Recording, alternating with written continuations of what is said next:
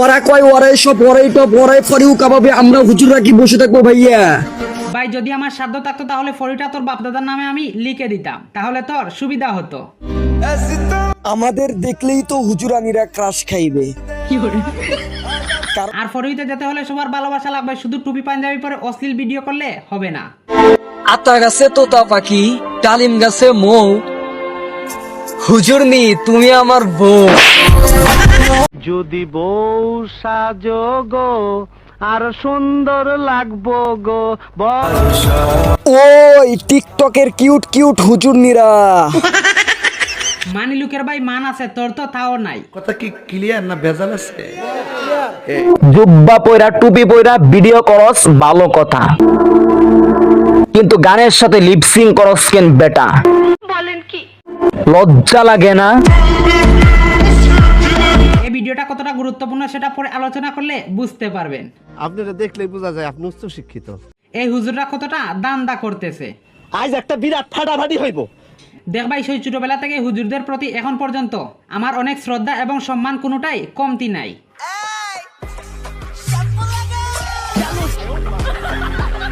Shampoo company তো তোমার নানি কিনে রাখছে, যখন মনে চাইলো তখন লাগাইলা। দুষ্ট কোকিল।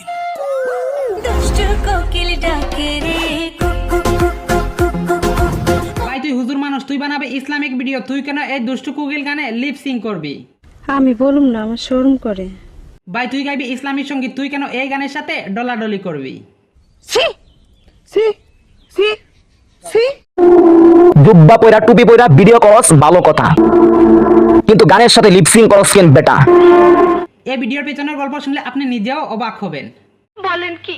এরা একজন আরেকজনকে থ্রেড দিয়ে ভিডিও বানাচ্ছে, এটাই হলো তাদের মূল দান্দা। ভাই এরা কিন্তু দুই বন্ধু, অনেক ঘনিষ্ঠ এবং এদের একসাথে অনেক ভিডিও আছে।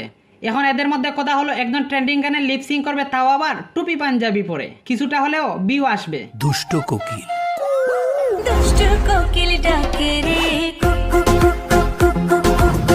তারপরে অন্য একজন এই ভিডিওর বিরুদ্ধে কথা বলবে এবং সবার সামনে তাকে দোষী বানাবে, এটাই তাদের মূল লক্ষ্য। জুব্বা পয়রা টুপি পয়রা ভিডিও করস ভালো কথা, কিন্তু গানের সাথে লিপসিং করস কেন বেটা?